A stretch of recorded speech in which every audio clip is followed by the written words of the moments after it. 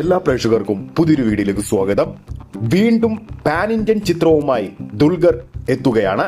DQ41 ആരംഭിച്ചിരിക്കുന്നു. കരിയറിലെ അടുത്ത പാൻ ഇന്ത്യൻ ചിത്രത്തിന് ആരംഭം കുറിച്ച് ദുൽഖർ സൽമാൻ. തെലുങ്കിൽ നിന്നുള്ള നവാഗത സംവിധായകൻ രവി നിലകുടുത്തിയാണ് ചിത്രം ഒരുക്കുന്നത്. തെലുങ്കിന് പുറമെ തമിഴ്, മലയാളം, കന്നഡ, ഹിന്ദി ഭാഷകളിലും ചിത്രത്തിന്റെ റിലീസ് ഉണ്ടാകും. ഈ ഒരു ചിത്രം നിർമ്മിച്ചിരിക്കുന്നത് SLV സിനിമാസിന്റെ ബാനറിലാണ്. ദുൽഖറിന്റെ കരിയറിലെ 41ാം ചിത്രമായി ഇതിന്റെ വർക്കിംഗ് ടൈറ്റിൽ DQ41 ഇട്ടിരിക്കുന്നത്. ഈ ഒരു ചിത്രത്തിന്റെ പൂജ ഇന്ന് നടന്നിരുന്നു. ഒരു കാലികമായ പ്രണയകഥ പ്രേക്ഷകരുടെ മുമ്പിൽ അവതരിപ്പിക്കുന്ന ചിത്രമായിരിക്കും ഇതെന്നാണ് നിർമ്മാതാക്കൾ അറിയിച്ചിരിക്കുന്നത്. GV പ്രകാശ് കുമാറാണ് ചിത്രത്തിൽ സംഗീതം സംവിധാനം ചെയ്യുന്നത്.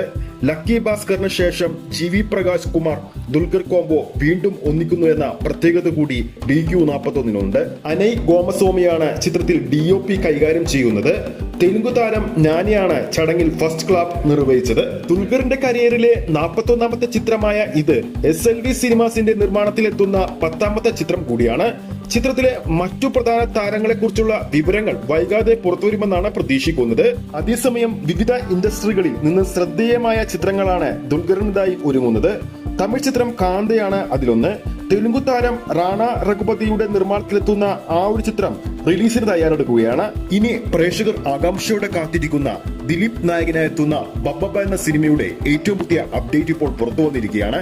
അതിൻ പ്രകാരം ചിത്രത്തിന്റെ ഷൂട്ടിംഗ് പാക്കപ്പ് ഡേറ്റ് ആണ് ഇപ്പോൾ ഒഫീഷ്യലായി പുറത്തു വന്നിരിക്കുന്നത്.